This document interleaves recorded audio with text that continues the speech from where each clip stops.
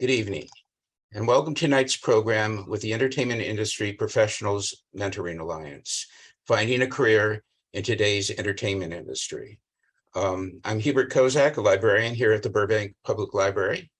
Being located in the city of Burbank, which makes claim to being the media capital of the world, we often are asked at the library, both by residents and by those who've come to town seeking to find careers in the business, how they find their way in.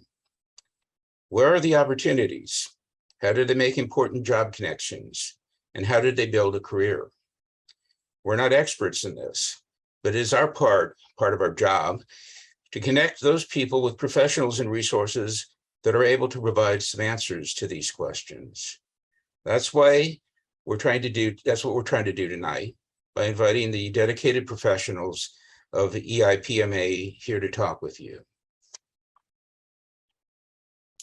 I want to take this opportunity to let you know too about our Spark Digital Media Lab, a relatively new installation at our central library that relates to many of the software programs and skills that you might hear mentioned in tonight's program. Access to the use of the lab is free. The lab is equipped with an array of media hardware and many of the software programs commonly used in the entertainment industry. The lab is available for individual use, but it also offers occasional instructional workshops that will give newcomers a chance to get an introduction to some of these technologies. You can find out more about the Spark Lab on our library website. A few housekeeping notes for tonight's program. The chat is off. Please enter questions in the Q&A. We encourage you to enter these as we go along because our moderator wants to post some of them at relevant points in the discussion. We will go about an hour, but perhaps just a little longer if a lot of questions remain at the end. We're fortunate to have as our panel moderator tonight, Deborah Kaufman. Deborah has covered the media and entertainment industry for over 30 years for The Hollywood Reporter, Variety, USC's Entertainment Technology Center, Creative Cow, and many trade publications. She specializes in writing about the intersection of technology and media. Welcome, Deborah. I'm going to turn it over to you now. Thank you so much, Hubert. I appreciate it. And once again, I do want to underline what Hubert said. We're very, very interested in your questions. So please don't hesitate to post them in the Q&A, and we will try to get to all of them. So first, Hubert introduced me. I'm a freelance writer. I've been in the industry since the 1980s. And I've written for pretty much every trade publication out there, as well as a number of non-trade publications like LA Times, New York Times, and so on. We have a really fabulous panel of people that are, have worked in this industry long enough to have seen and experienced lots of things. So I think we'll be able to answer all of your questions. First, wave your hand when I say your name. Bernard Wieser, who is president of Entertainment Industry Professionals Mentoring Alliance, or what we call EIPMA. He's also a sound supervisor, editor, and designer. We have Molly Schock, ACE, an editor, who is also a board member of MPEG 700 and a member of the Academy of TV Arts and Sciences Editor Peer Group. We have John Van Nest, who is a recording studio owner and president at Resonate Music and Sound, as well as an audio engineer. And last but not least, we have Crystal Jones, president of Ash Arts and STEM, a certified project program manager who's previously worked at Deluxe Entertainment, Warner Music Group, and Rhino Records, and is a member of SMPTE, the Society of Motion Picture and Television Engineers. So since this event is sponsored by EIPMA, I would like to first, and I should say also, unfortunately, we were slated to have Brian Castle speak from the AVID Global Learning Partnership, but he unfortunately had to pull out at the last moment. Sorry, we don't have him, but we have plenty of expertise on the panel tonight. Bernard, why don't you start off a little bit by telling us about EIPMA, why it was formed, when it was formed, what it does, and how EIPMA might be an organization that will help some of our listeners. Sure, I certainly hope so.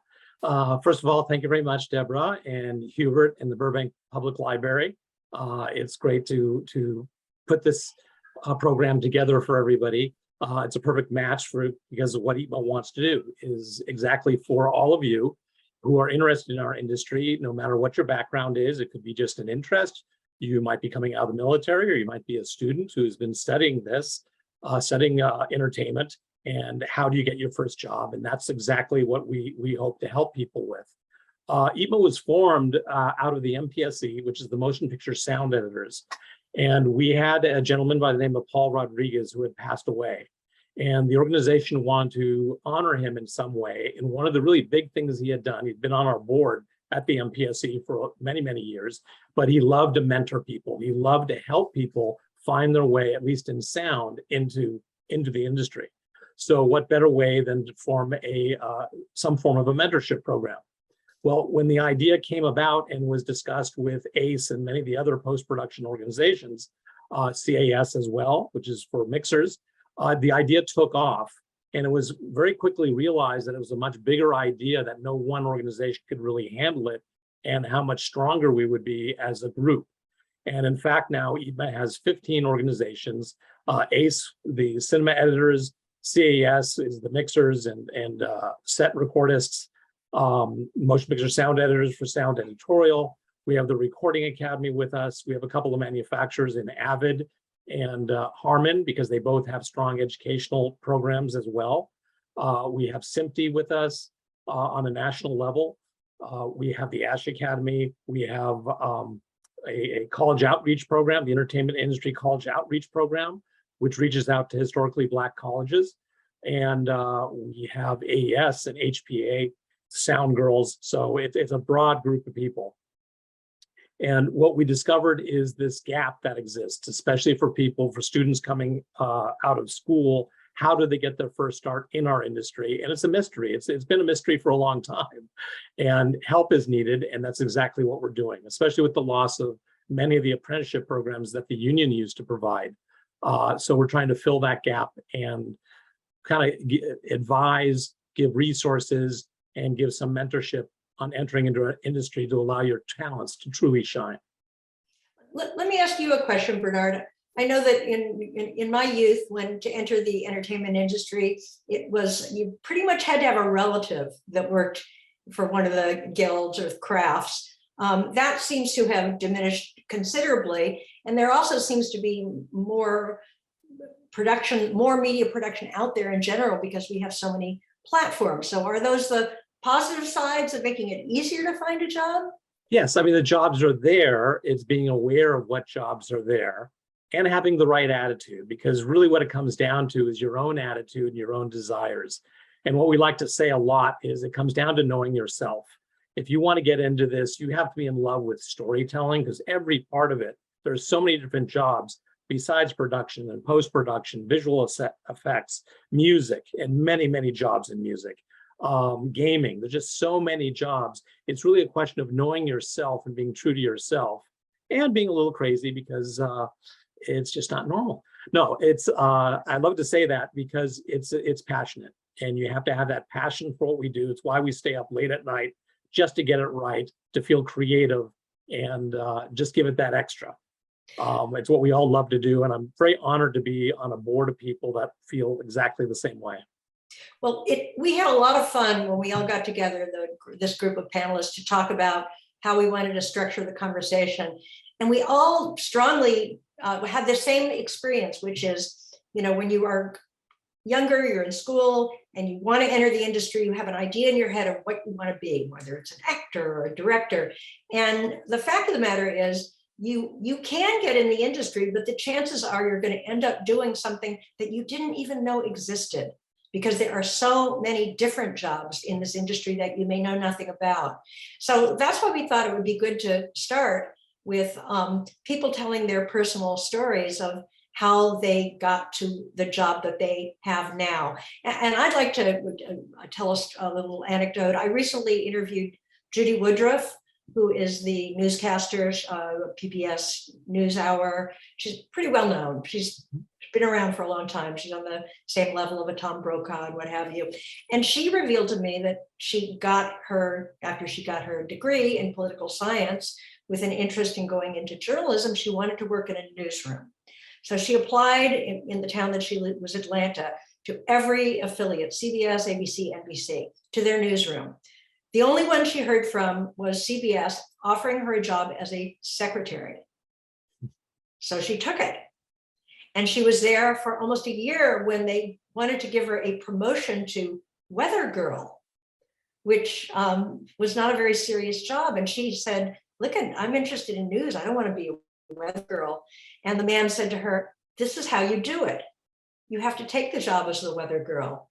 And sure enough, that job as a weather girl, which both sides agreed she was not talented in, led to an offer to work in a newsroom in another affiliate. So that's how it works for many of us. So I'd love to hear who wants to start and tell their twisty turny story of how they ended up to where they are today. I'd like to jump in, Deborah, because you are speaking exactly to my experience. I moved from Chicago to Los Angeles to get into the music industry. Brought my guitar, thought I'd be a songwriter, thought I would be a, maybe even an artist, and quickly realized that that probably wasn't, with so many talents such as Elton John and Joni Mitchell and the great songwriters of that day, I thought, well, I think I'm out of my league there. So I then thought I would get a job at a record company nurturing talent. And while I was trying to get a job, which I seemed to be unable to get, someone called me and said, look, my friend has a recording studio and is looking for someone to help him. And I said, that's not where I'm heading. I want to be at a record company. Well, you just told the story. I ended up going and meeting with this gentleman. Well, I thought this is kind of cool. And here I am 40 plus years later, doing something that was not on my radar when I started. So once you took that job, though, how did it progress from there? How did it progress from this is cool to this is where I want to be? I speaking to Bernard's comment about passion and attitude, I worked at that studio for about a year, and there were clients that I was working with who then said to me when they were getting ready to move to a big studio in Hollywood to finish their project, they said to me, John, this big studio in Hollywood is looking for someone. We think you would be great. Would you consider switching jobs to this other studio in Hollywood? That's exactly what I did. And 4 years later, my boss said, I'm leaving the industry. And I ended up buying the facility from my boss. And now I've had the facility for 40 years. So twisty turny and not on my radar originally at all. And was it hard to give up that dream of being an artist, recording music? Not so much, because I realized that being on what we call this side of the glass, meaning inside of the control room, this is something you can do, for your entire life, whereas many artists are only kind of in vogue for, maybe a handful of years, and then they're kind of many times out of the business because their time is up as an artist. So I've been fortunate to, work with all of these people across every style of music and across decades and decades of time, everybody from Cher to Michael Jackson to Eric Clapton and the Red Hot Chili Peppers, all sorts of people. And it's just been incredible. And one more question. I know that, probably one of the reasons that being an artist appealed to you is it's just so creative. So you found you're on the other side of the glass. How creative is that? It's extremely creative. Helping artists craft their music is extremely creative. It is. They rely upon us who are partially technicians to help them realize what the music that they hear in their head, how to get that onto a recorded format and so that it comes across. It's incredibly creative. If we look at the Beatles and say, without George Martin, well, would they have really made those records? Really?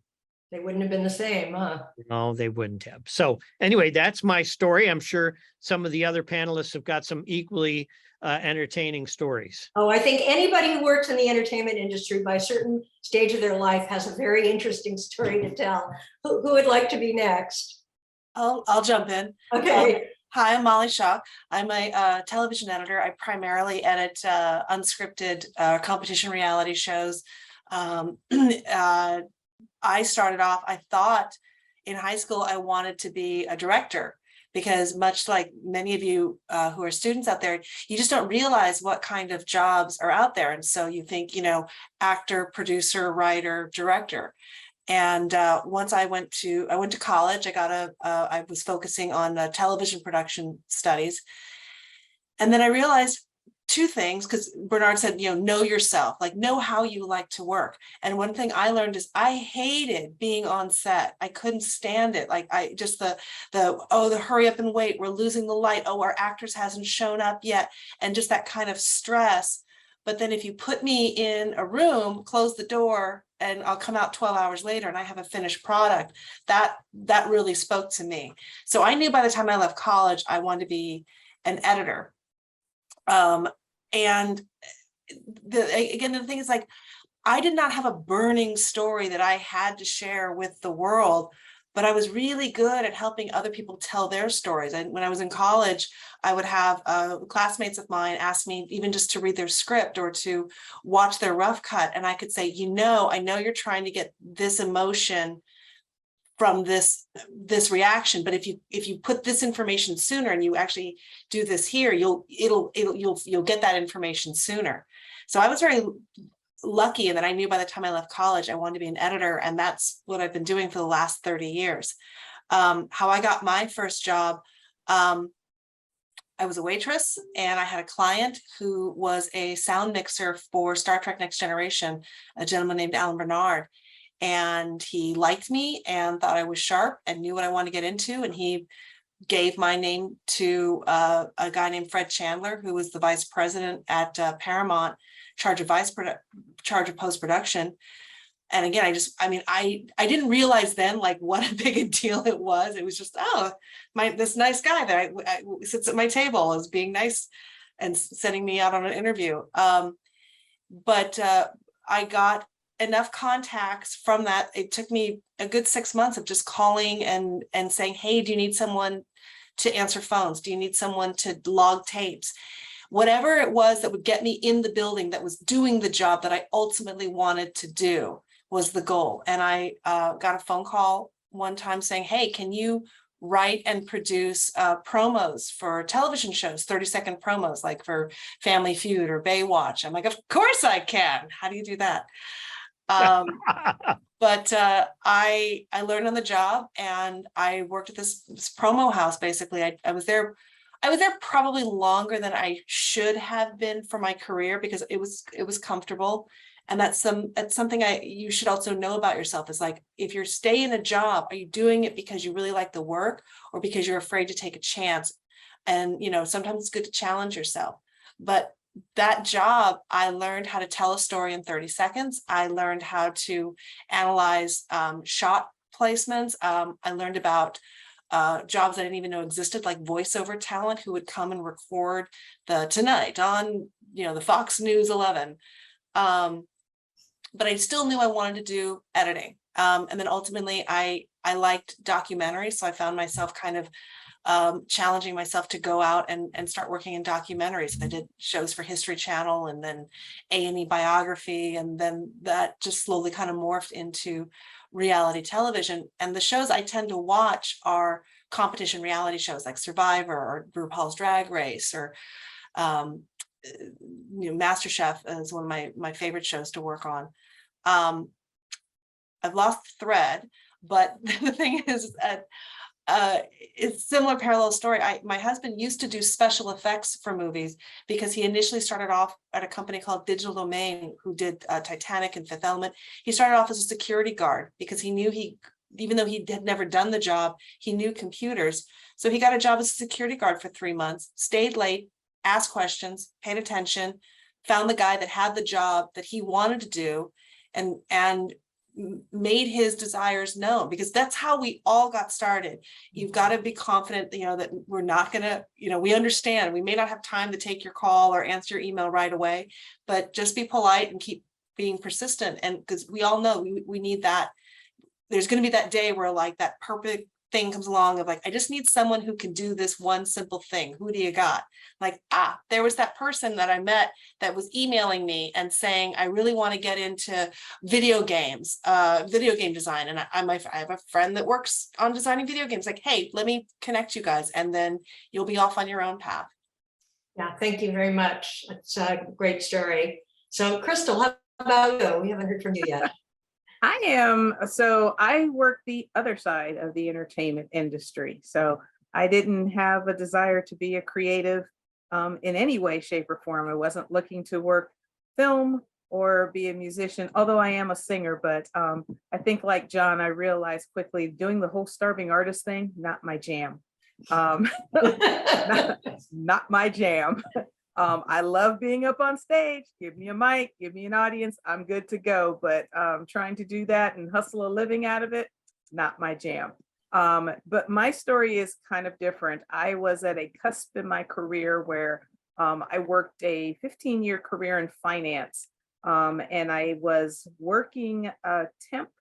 I was actually a maternity leave replacement position at Nestle, and in the HR department, which was a little different than all of my finance jobs, but the agency seemed to think I could do the job. I was working in benefits. It was just a job I was doing, but I was at a cusp in my career where I was either going to continue in finance and become a certified auditor or a CPA, neither of which I was really blew my socks off. Accounting had run its course for me. And I really was interested in technology. And I had a friend of mine who said, when are you going to just pursue a career in IT? And I'm like, as soon as I can figure out what I'm going to do, because I did not want to be a programmer and I didn't know what else I could do. And this is early days of, computing and what, the careers available. But my husband, my future husband, was here in Los Angeles. He was relocating from New York and he was here visiting me, and we were looking for jobs for him in the newspaper late one Sunday night. And on the ground, and I'm helping him look. And then I saw the ad for Rhino Records, and it was like an epiphany, like I just knew. But the position was financial systems coordinator. And it just sounded like something that was in between finance and IT. And something told me this is my way in to exit accounting and enter technology. And I stayed up late that night, and at 2 a.m. sent a fax with my resume and cover letter, because I wanted to make sure I was first on their fax machine in the morning. Yeah, I'm really aging myself. But it worked. I got the call, I got the job. And I didn't think that my career in IT would take place there. I figured this was going to be my stepping stone into a career in IT. So I had a whole plan for myself that included how I was going to skill myself up, how I was going to take this job, how I was going to make this all work and get those transferable skills to be able to get that first job in technology. Still didn't know what that was going to be, but I knew I wasn't going to be a programmer, but I was going to figure it out. What I didn't anticipate was that my career in technology was going to start here at this company. And so before I go into the rest of my story, I do have to thank a couple of people, because there are about 5 people who made everything that happened afterwards up until today possible. And that is first and foremost, Adrian Harewood for hiring me in the first place, David Newberg, who was his boss, Colin Reef, who was both of their bosses, and finally Manny Proenza. So when I got the job as the financial systems coordinator, my job was to be that liaison between finance and IT. Finance felt that they had special IT needs that were not being met specifically by IT, wanted someone to sit in between the two to help translate those needs. I had no idea that the person I was going to be interfacing with in IT was going to become my future boss, Manny Proenza. And I spent endless hours talking to Manny and not really trying to, I guess it was the world's longest job interview, only I didn't know it was a job interview. We were just talking shop and talking tech. And I was telling Manny about how I taught myself HTML and all kinds of tech skills that I had just acquired for myself, not because my job required it, just because I was interested. Manny got promoted, and the very first thing he did was call me into his office that week to ask me if I wanted to come and work for him in IT. And I remember the first words out of my mouth were like, doing what? Because I didn't want to be the department coordinator. I wanted to be a technologist. He goes, I don't know yet. He goes, but you are a raw talent. He goes, we're going to come up with something for you. I've got an idea for a job, a starter job for you, but we're going to get you in here. He goes, you're just too interested in technology for me to not try to nurture this talent. So they brought me in. Long story, a little shorter. I ended up putting together an internship program that caught the interest of our parent company, Warner Music Group. I ended up going from what was my original title? Associate Systems Administrator to a business analyst. And I didn't even know business analyst was a thing, let alone that was what the work I was doing really was, until someone in a meeting said, well, Crystal, you're the business analyst. What do you think? And I'm thinking to myself, who are you talking to? And what is a business analyst? I remember going to not Google, but Yahoo and looking that up and like, oh, and after that, I called myself a business analyst and then eventually a project manager, which brings me to where I am today. But my entire career, everything that's happened since then was just a series of one happy accident after the other. What I discovered out of all of that is there's a whole nother side of entertainment that people don't know about. They think about the creative jobs that John and Bernard and Molly do. And they don't know there's a whole side behind the machine that is an entertainment company. So we are the people who are your finance folks. We are the people who are your IT, your infrastructure, your business analysts, your project and program managers, your developers. There's a whole side of entertainment, and some of it requires a specialized set of skills. What I became a specialty at was Rhino is a reissue label. So unlike other record companies where you have an artist, they record, you put it out, you promote it, and and that's that. Rhino is the back end of that. So after your project is in the can, Rhino comes along and says, we're either going to do an anthology featuring one single artist, and we're going to do a best of album, an anthology album, or we're going to do a series that is based on a genre of music.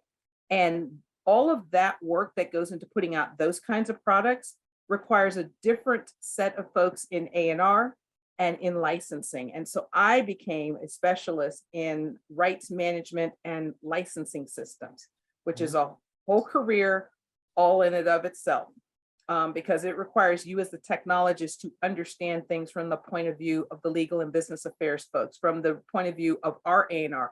Our A&R is not the same as a frontline recording company. Our A&R is different. They're librarians, they're historians. So that's my story. Thank you so much, Crystal. I'd like to point out it wasn't just a lot of happy accidents. You had to look for the opportunities and say yes to them. I did. But some of it was just right time, right place. And just that can happen too. A gut feeling. I saw that advertisement with Rhino and I was obsessed. I was like, this is it. This is it. You knew it. See, but you recognized it. You recognized. And I knew Rhino and I was like, I have got to work for this company. Great company. It is. Bernard, last but not least, tell me your I'll try to make it quick so we can get into our discussions. I think one thing that's obvious here, and I know the panels that EIPMA does, we love to ask this question because literally everybody has their own story, but it brings about a diverse background is always the best thing. I know people always ask, how can I get into the industry? What do I need? And really having a diverse background trumps everything else, even trumps the schooling that you might do. You don't have to specifically have a degree in film production to get into film production, although it can help you with information. It's not the only route at all. For me, I went to undergraduate school and got a chemistry degree. I was in sports. I used to ski race. So what does that have to do with film? Not much at all, except it gave me a background. I lived in Europe for a while. And interesting enough is ever since I was 6 years old, I was handed a camera, a still camera, and I took pictures. And it was a hobby. I never looked at it as something that could develop into a career. Never in my mind did I think that. It's something you did for fun. It was an outlet, a creative outlet. Take a photo and tell a story with a photo. So what I didn't realize then, and I didn't realize until halfway through my career, in fact, is those were the seeds of knowing myself and the seeds of a passion that has carried me through my entire career. And that was storytelling in a visual sense. Even though I got into sound, I initially got into this industry as a picture editor, interesting enough. But from that, when I realized that entertainment and film was something I wanted to do, I started applying, just like who is it? I think Molly mentioned applying, looking for different jobs wherever you could. So I started applying to different schools, whatever I can get into. And believe it or not, I got into USC graduate program. And I realized what got me in there wasn't the degrees I had. It was the background, living with different people and outside the country. It could be anything. And the other people in the program had various backgrounds as well. It didn't have to be that. It could be anything. And that's what makes our backgrounds so different. And it's what we bring to the table as people and as a storyteller. On the creative side, you want to tell a story. And having that background just is everything. So for all of you listening, it doesn't matter where you came from, but get in touch with that because it's going to define who you are. And then many of the turns are defined by those things, but it may feel like Crystal is saying, it felt like it was serendipitous. It just kind of went in different paths, but there's more to it than that. It's not as odd as you'd think because you brought something that guided yourself in these different directions. It just helps to crystallize, sorry, Crystal, the directions you take. It's just so important. Everything you do, no matter what degree you have or background or job you took, when you make that decision that I really love this, I want to get into it, is going to help you. It's all a part to your background. Nothing is wasted. I did a lot of different things, but be in touch with that. That's really, really the key. Be passionate. What separates you from everybody else when you contact a company? Know yourself, bring yourself to it. You bring something to the table. What is that I bring? And that's what does it. It separates everybody. We can see attitude from somebody within 15 seconds of meeting them. There's just something about the right attitude that works. What's the right attitude? Not being overly pushy, wanting to learn, because this is entertainment, whether you're in the finance side of it, the creative side of it, or a manufacturer side of it, the engineering side, there's just something to it that you have to be passionate about and really love it. And when you're in tune with that, it's going to take you. That passion just cuts right through everything. You will get hired, especially today. Deborah, you had mentioned the thing is the differences today. Yeah. With streaming, there's more opportunities on all levels. There's more companies out there being engineers. They're looking like crazy. SMPTE has a problem trying to let people know the creative engineers that are needed to get into this business. And they just don't know it. There's a company called NEP. They're huge, and they give paid internships because they want to attract people to do what they do. They do live broadcast, sports, minor sports programs like Super Bowl, NFL, some really big stuff. And they're open to have a internship program and fill people to train them. And if you don't like it after a year, that's fine. Go on, do your thing. I think this is a perfect segue to some of the questions we've had. You kind of addressed one of them. We had somebody ask, I was mentioning about Judy Woodruff getting her degree in political science. And so this person asked, how much do college majors or degrees factor in?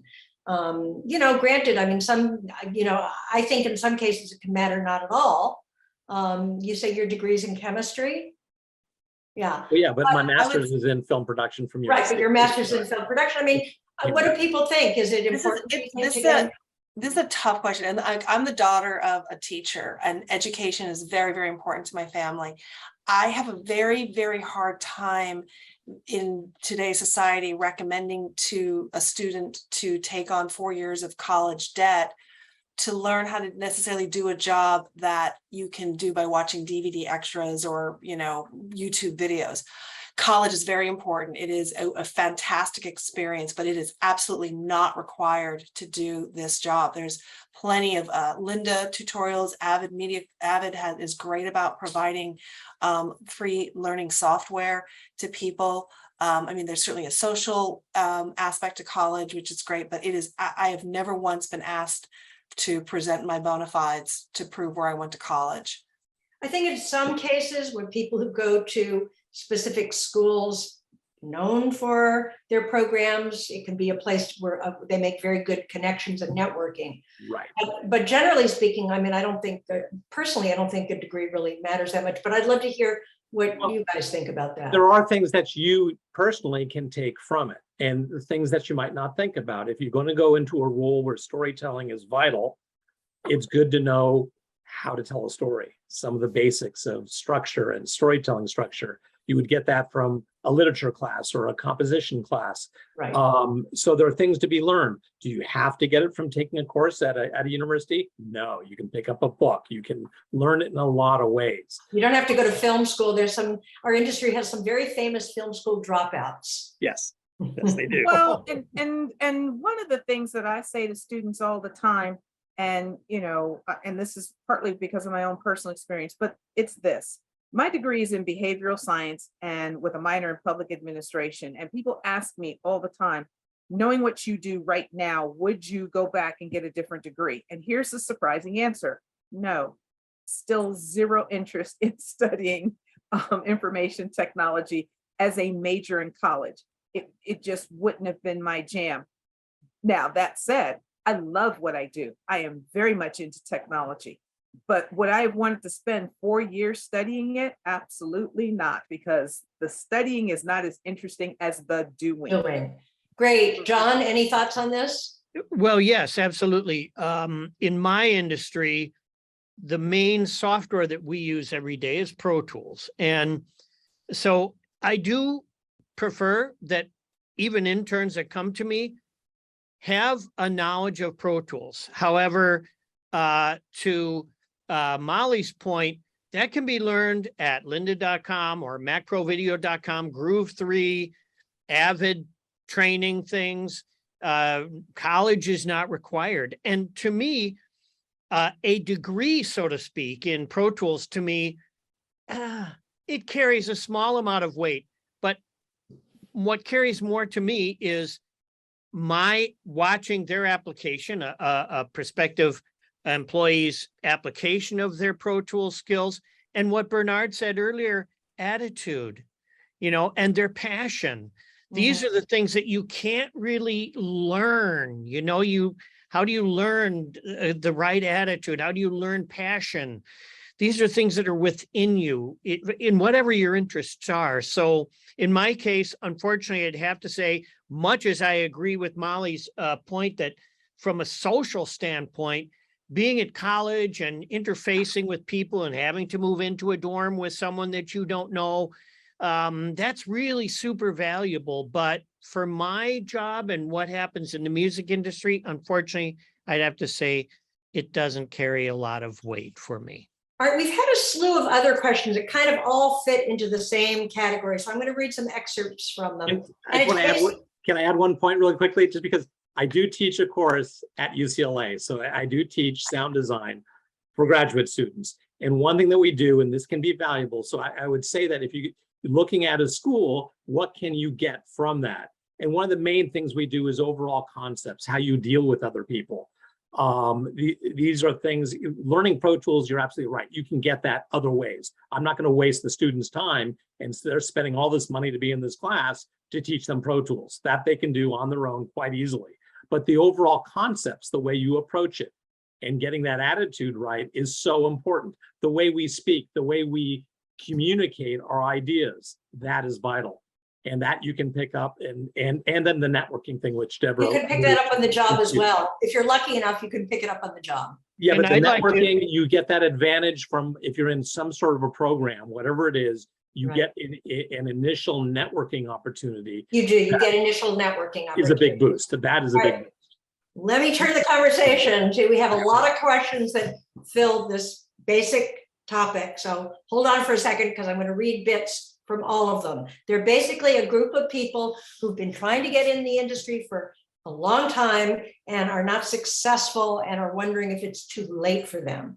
We have somebody here in their late 30s starting a film MFA program at UCLA, but can't help but feel that he or she is too far behind to afford to try this. If I could speak to that, a very close friend and colleague of mine, Mary DeChambre, she's on the board of directors with me.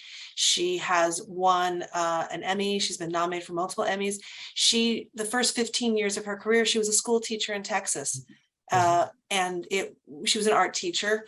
So she had artistic leanings, but decided she wanted to get out of Texas and moved to California, ended up in a tape room helping with the dubs, and she would watch the cuts that would go out to for the clients each night, and she would study it, and she realizes that was the end that she wanted to get in on.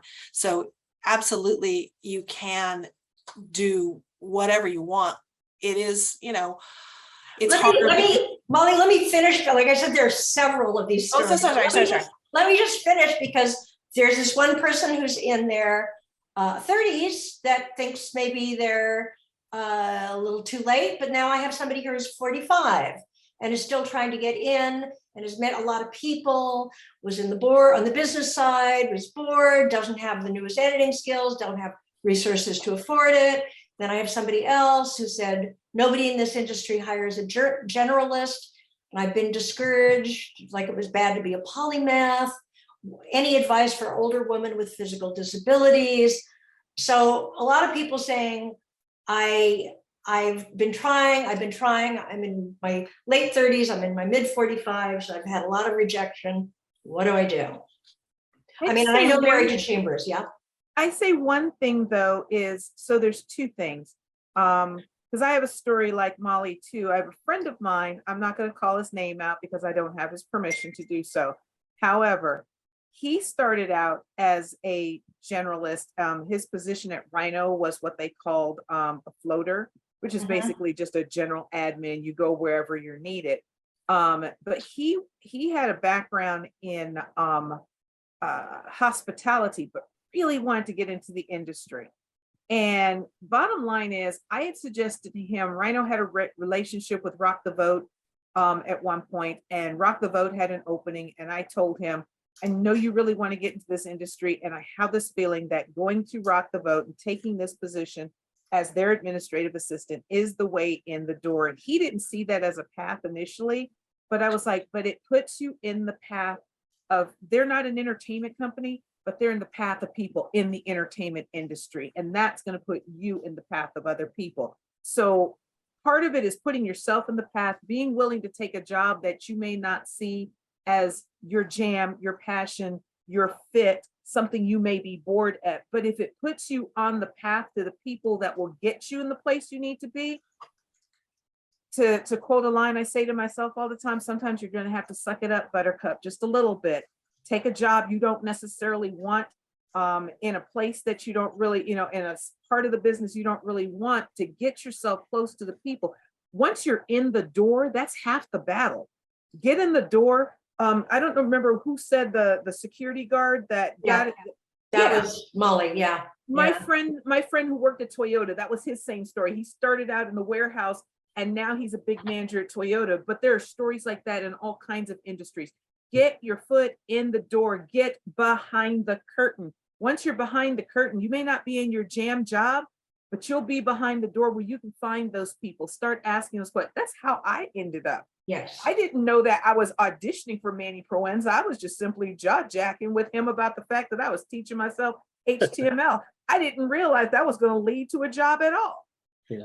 And yes. because we always say, like, get behind the curtain. What does that mean? Like I said, find the person that has the job that you want to do, the show that you enjoy watching. Look at the end credits, not like the NBC Universal logo, but the Fuzzy Door or the smaller productions.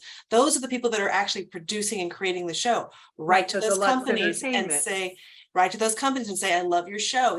Can I come park cars for you? Whatever, you'll never know unless you ask. So that's what that means about getting in the door. Agreed. And you have to do the research, like you said, and find out who is the person that I need to contact to throw myself at their feet? There's And also, a there's close also mouth doesn't looking, get fed. there's also looking at the company, especially, okay, so the person who's 45 and looking for a position, you're trying to find a company that's the right fit for you. There are companies out there that they only want people in their 20s. Well, that's fine and dandy. So that's not the company for you. They're not all like that. And when you're looking for lots of companies, yes, there's going to be a lot of rejection. Accept it. It's true across the board. You just move on to the next one. It's okay, move on to the next one. And now more than ever, there's more companies out there. You just keep moving on to the next one. There will be a door open. You're looking for that fit. Right, And and I I think some of it, you have to have the responsibility of saying, like, if somebody says, oh, I'm a polymath, I can't get a job, well, pick something, right? You kind of have to pick, what is my passion? What do I want to do? And then get your foot into that particular door, you know, and then it goes from there. There's no guaranteeing how that first job is going to open up or the other paths that it might take you on. And that's why we all started by telling our twisty turny stories. Yeah. Yeah. But then, okay, somebody asked a question, does an executive assistant position at an agency studio help with the trajectory to become a film director? It gets you in the door, which is what we're all saying. Yes. Any position that gets you behind the curtain with the wizard is take it. Right, right. Because once you're there, you can maybe find the job that is a little bit more of a direct path to Yeah. working with directors or whatever. And maybe Well, you can direct small independent films with your friends at the same time. And to finish the story about my friend who worked for Rock the Vote, so where he is today, he is the studio manager at one of the major local stations here, and it is his jam job. It is what he wanted to do. And he started out being the administrative assistant for the guy who ran Rock the Vote. And all because that job put him in the path around people who were behind the door, who got him, said, come on with me. This is what you want to do. Right. We have another question about somebody who's tried being a writer, director, producer, actor, editing, musical theater, songwriting, and wants to know where to start. Well, you have to decide what your passion is, right? I mean, Yeah. you've tried a lot of different things, but you start where your passion is, and that'll tell you everything you need to know. Another interesting thing, this business on both sides, of the finance side, the engineering side, the creative side, whether it be editing, visual effects, whatever it is very much a collaborative effort. Right. And you're working with a lot of people. So finding that chemistry is really, really key. And people forget that, arguments, bad fits happen, people start yelling at each other. That's not a conducive environment. And it's not a personal thing. It's a chemistry thing. We're all a little bit different. You're finding that position where you fit in, where your ideas are appreciated. And you don't know where that's going to be, but be sure you're thinking about the people you want to work with, because that's going to help you find that job. That's going to help you get in that door and then guide you along your path to whatever it might be. Directing is always a tough one, but you want to be in the industry. You don't want to be waiting tables looking for a position to direct. You'd love to have another position, even an assistant to somebody on the studio lot. That's great, because at least you're in that door and you can still continue your passion. And I'd like to, real quick, I want to just back up real quick to Bernard's point about his teaching a class. When I was younger, UCLA had a tremendous extension program that covered all sorts of topics of life, storytelling, painting, songwriting. And these classes were taught, and I presume they're still going on by industry professionals. And I took many of them just to expand my knowledge of the industry in which I was working. But my point to everyone listening, if the UCLA extension program is still going on, those classes are, in my opinion, utterly invaluable, not only because of what you're going to learn, but because you're going to be meeting a teacher like Bernard, who is in the industry and can maybe help you if he sees promise in you, or if that teacher sees promise in you. It's a great networking environment. So UCLA Extension, that may also be true for USC. I'm not sure, but the UCLA Extension program, I am a huge fan. Actually, I got my first job in working in children's media through going to a UCLA Extension course, getting a card of the instructor, asking if I could follow up with her, and then calling her and asking her if I could call her again, until one day she called me and gave me a job. There you go. Very right. cool. Yep. Deborah, can I make one point? I saw someone Please. asked a question. They're not sure what they should do or pick as a major. Yes. If I understood the question right. So here's the advice I give. When you're going to college, it is a choice. This is not like high school. This is not like grade school where your mom and dad made you go and you had to go. College is a choice if you choose to go. You should major in something you are interested enough to complete. That's my advice to everybody. If you're not interested in mechanical engineering, then don't get a degree in mechanical engineering. You won't complete it, you won't be happy, and you generally probably won't use it. Study something that you know you'll finish, period. Absolutely. After that, the world will work itself out because the rest is on you. It's something that everybody on this panel has said.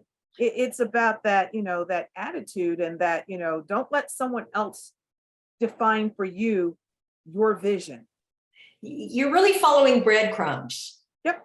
That's what you're doing. You're not finding the big holy grail. You're picking up the breadcrumbs and seeing where they take you. And there's, another interesting thing is in doing this, I know it's hard. And some of these questions I can see you're asking, what do I do? Which way do I go? I have this, and that. How do I present myself? It's scary. And you put yourself out there, you're not getting the jobs, you still have an apartment or rent to pay. And it's scary.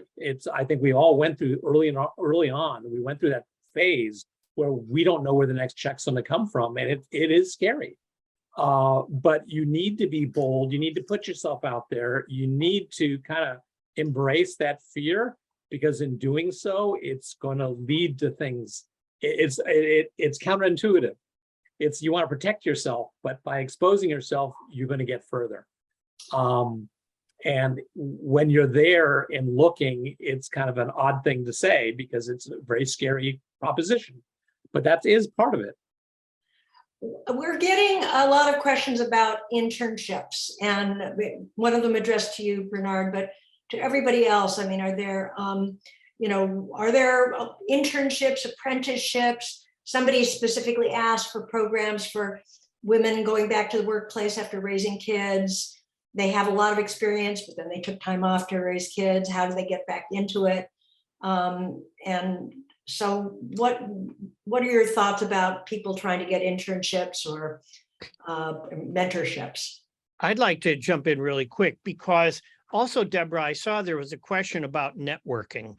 Yes. And so someone who's had children, as an example, and is not in his or her 20s, as an example, networking becomes really important. And one of the questions was, what's the best way to network?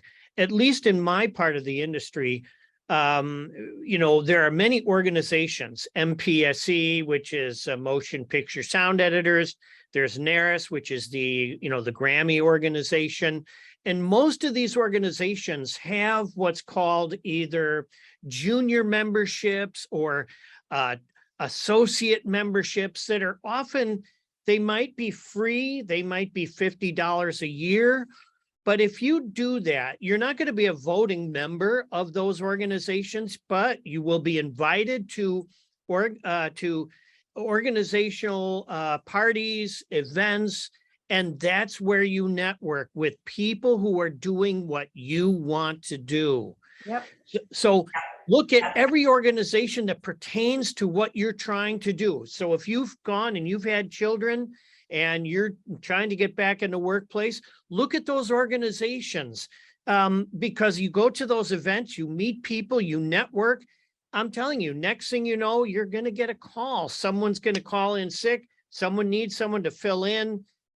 If you have the right attitude and presentation, you're gonna get there. You are. And I think that's for somebody that's new or somebody like this particular person who has 20 years experience in broadcast news before she took time off to have have kids. And some of the organizations, Crystal and I are representing SMPTE, the Society of Motion Picture and Television Engineers.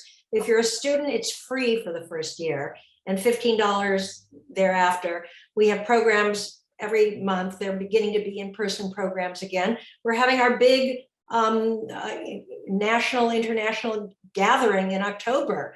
And there's special rates for students to go to that, where you'll be exposed to dozens and dozens and dozens of people. Get their cards, ask if you can call them, ask to take them out to coffee, just Or we're networking, right? If I can, something that I do in Zoom events like this, take a screenshot or go through the participants list and start collecting names and start reaching out to them via LinkedIn. I do that all the time Oh, for me all too. kinds of events. I will collect names from these kinds of events, from the screenshots, from the chat.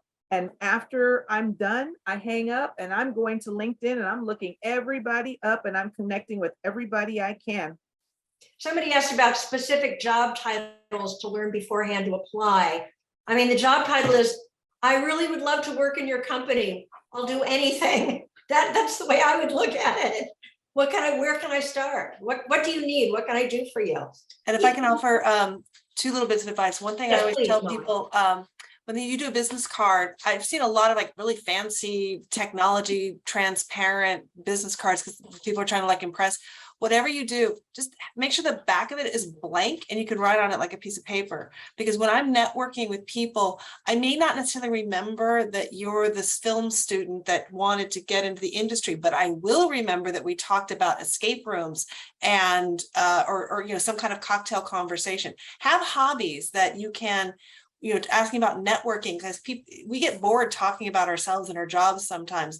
So it's fun to, you know, talk about other common interests, like what sports team do you follow, or here's a good book I read lately. And then you got a pen. Oh, let me write that down for you. Now I've got a business card that with a visual reminder of who you were, and I'm much more likely to remember you. The other thing is, Bernard, you'll have to tell me if this is still current on the EIPMA website. We had curated a whole list of scholarships and internship programs that are offered around the country, whether that is through the Academy of Motion Picture Arts and Sciences, through ACE has an amazing internship program for college students, the Television Academy. So we tried, that was one of the goals of EIPMA when we founded it, was it to be a clearinghouse of internships, scholarships, ways to make these kind of connections that you're all asking about. So Bernard, you'll have to let me know if that's still active. Yeah, no, it's still there, EIPMA.org, EIPMA.org, and look for the resources page, and it's right there. By the way, everybody, Molly was vice president when we were founded and for many years, and was vital in helping us get off the ground. Yeah, I'm also, as you can see by my logo, I'm on the board of directors for the Editors Guild. I'm very, very pro-union. It's a whole other conversation to have, but if anyone has any questions about joining the union, but it was unfortunately taking up too much time, so I had to withdraw from EIPMA. But it's a fabulous organization. I'm honored to have been a part of it. Somebody did ask a question about getting into the unions. You no longer have to have your father or uncle working there, but maybe somebody wants to speak to what it's like getting into unions. Well, the Editors Guild, we just reached over 9,000 members, which is pretty much double from when I joined 10 years ago. The union is great. I mean, it's health insurance, it's pension, it's protection from hours. It's a pain in the ass and it has a lot of shortcomings, but it's better to have it than not. It is ridiculous that special effects artists in this town do not have a union to protect them, and they are one of the most overworked and overabused. 100-hour weeks, you know, thinnest of margins, not paying overtime. So how you get into the union, short version is you would work whatever the job classification you would want to have, whether that's an assistant editor or a Foley artist. You would work non-union shows, and there are plenty of them, especially in this day and age, and you would just demonstrate that you have enough days as a paid member of that classification. You get put on a roster, and then you're able to be hired for union productions, and then you pay your dues and you earn your hours. That's an incredible oversimplification of it. But if you want to check out the Motion Picture Editors Guild, we have a whole page about how to join and things like that. So the sooner you join, the more benefits you have. So I'm happy to talk to anybody anytime about what's involved. Yes, and somebody, here's an easy question to answer live. Are you folks open to cold emails from some of us watching this seminar? I am, of course. And I Yes. was going to ask you, Deborah, Yes, if you're able to distribute my email address, or shall I could just type my answer in. type it in the. Yeah. Yeah, okay. Okay. Is everybody else open to getting cold emails? I am. Yes, okay. Well, Alright. I would like to defer people to the website, although at the moment I would wait one day because I've been told that the incoming mail is not working at our website. But we'll get that fixed within 24 hours. But if you contact us at eipma.org is the best way. Okay. We have a few more questions here. Somebody asked for advice trying to start their own entertainment company, but doesn't specify what kind of entertainment company. Well, you, John, you might have some thoughts about that. Bernard, looks like you have some thoughts on it too. I got a Of warning course, on that one, but yeah. of course, that's a huge question. I think we would be best served by having some narrowed down scope of is that a record label? Is it a movie production company, or do you want to do documentaries? What kind of entertainment you want to manage? Comedians? There, that's a very wide question. I think we would need to have it narrowed down. I do also want to point out, people are I saw a couple questions about getting back into the industry after having previous experience. And while I can't speak to all of the trades that are involved in the entertainment industry at large, there's a lot of work in, for instance, dialogue editing or editing of various audio things that can be done at home. And sometimes older people are better for that because they are, in some cases, more dependable than young kids who are still out partying at night and, things like that. And so sometimes people who are on a deadline are probably better served by, finding someone who's at home and, can you get this done for me by, 2 a.m.? Yes, I can. And, making it happen. So I wouldn't be terribly discouraged about, trying to get back in if you've done such work in the past. Right, okay. Yeah, but it sounds like starting your own company, you're going to need some financial supporters, are you not? I was going to mention something, just a warning is, in general, starting your own entertainment company is a risky thing to do because there's so many things, so many pitfalls where you can just lose that money like that. So if you're going to be smart about setting it up, have some good legal advice and some good business partners with a strong business background. Very important to get that financing together and then protect yourself because it can be a very, very risky thing. And So just be smart. Yeah. The last bit of advice I'll give is I've never had any desire to start my own business because I love editing. And if I started my own business, I would not be editing. I would be running a business. I've seen it happen with editor colleagues that do that. And it's the day they sell the business is the happiest day for them, the day they open the business. I think that is something super important to point out, Molly. Thank you for pointing that out. Somebody asked, and I'm not really sure I know the answer to this, Bernard, does EIPMA mentor individual people? The pandemic really put a damper on that aspect of stuff. We're finally getting that back going again. Soon we're going to have that individual mentorship started, but it'll be online rather than in person at the moment still. But we're getting there. I would stay tuned to what we're doing, and soon that'll develop. Okay, are there any other organizations that do mentorships? That's why your organization has got mentoring in the title. Oh, right? yeah. Oh, absolutely. We do it through our panel discussions and we have a speed mentoring program, which I invite people to look for, which is great. It gives you an opportunity to meet one-on-one with veteran industry professionals.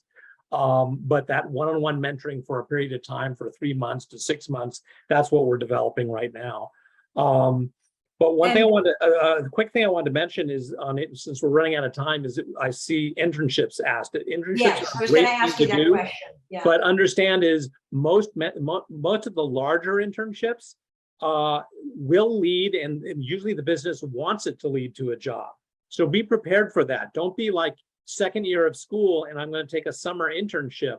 That's great. But when you finish the internship, they're going to say, well, we'd like to offer you a job. And you go, no, I'm going to finish school, but you're great. Come back and let us know. So you go finish school and you come back and they There's go, no "Did you job." again?"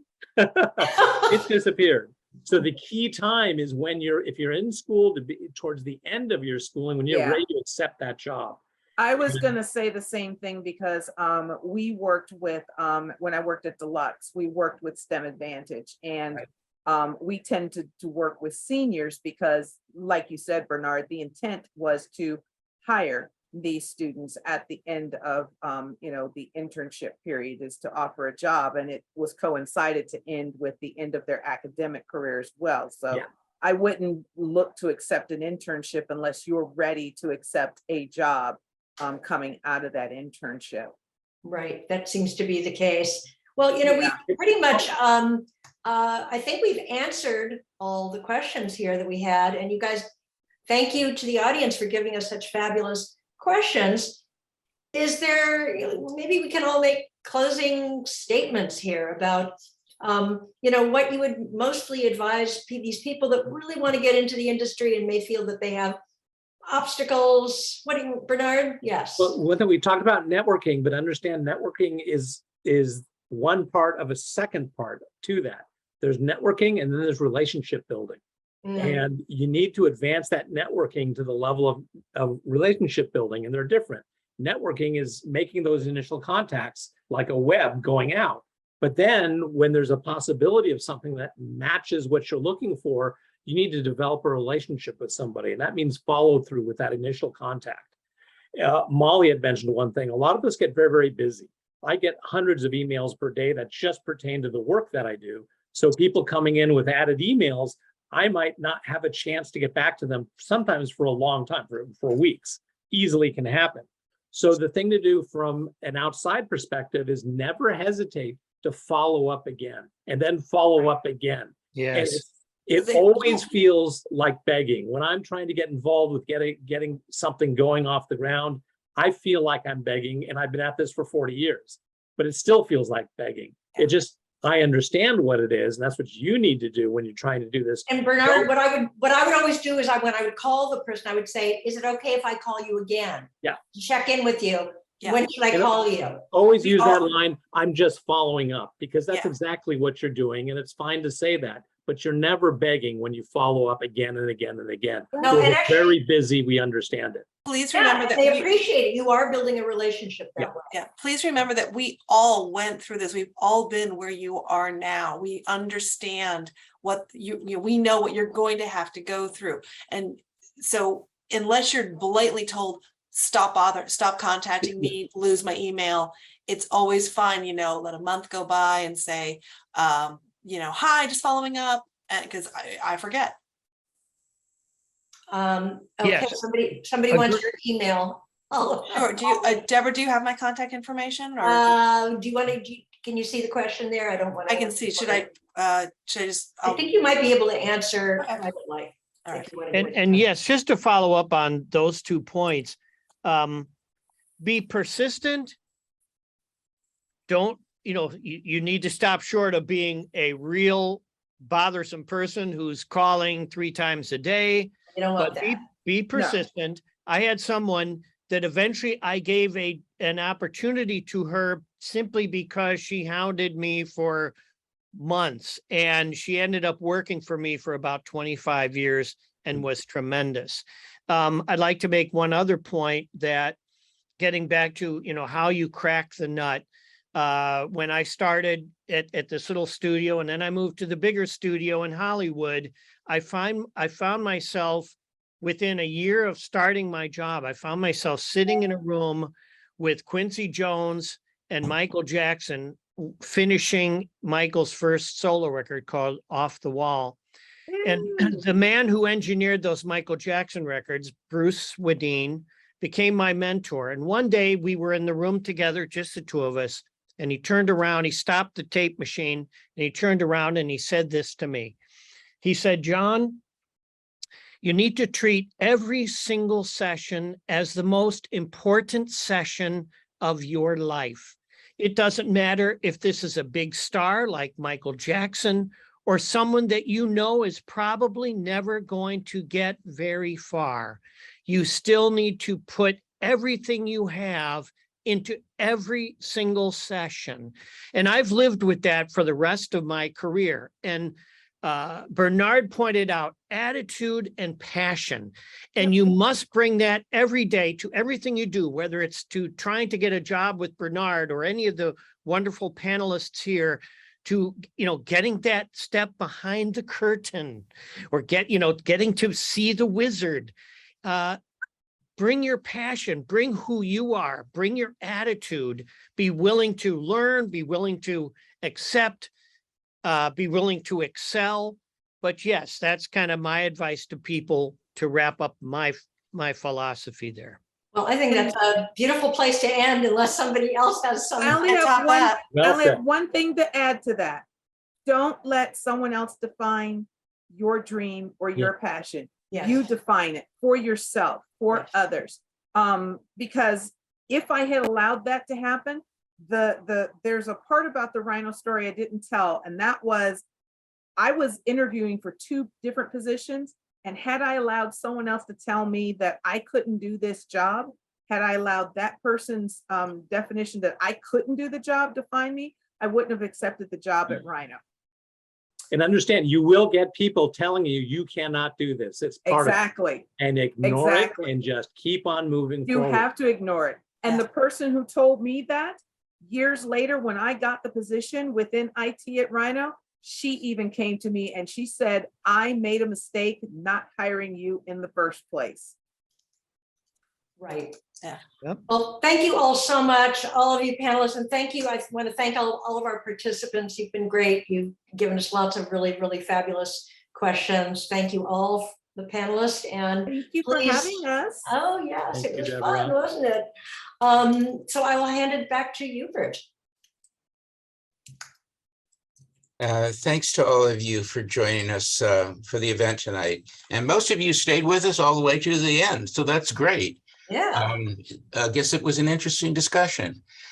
You'll get a link to the recording of this event in the next few days, and we hope you'll share it with others you might think benefit from viewing this discussion. And I think that's going to be a lot of people. This is a pretty valuable discussion. And one thing I wanted to say as an aside, all of these people are working professionals. They're doing this to help others in the industry, people who are trying to get in. And I think that really says a lot about certain people in the industry. And hopefully you can find these people as you're making your search out there. Before we sign off, a slide will come up with the names of tonight's participants, the event participants, their titles of professional associations. It won't be up for very long, but I just wanted you to see what information is on it and know that that reference will be there in the recording of the event you get. When that comes down, you'll be directed to a very short survey. Please help us with this. We value your feedback. It'll help us to serve you better in the future. The library thanks the Friends of the Burbank Public Library for the support for our programming. I want to thank in particular Deborah Kaufman for the wonderful job she did moderating tonight's event. Particular thanks to Bernard Weiser, the president of EIPMA, for his interest in making this event happen, and to Linda Rossner of Artisans PR, who helped so much behind the scenes in coordinating this event. Our thanks to tonight's panelists, Crystal Jones, Molly Schock, John Van Nest, and Bernard Weiser. Good night. Thanks.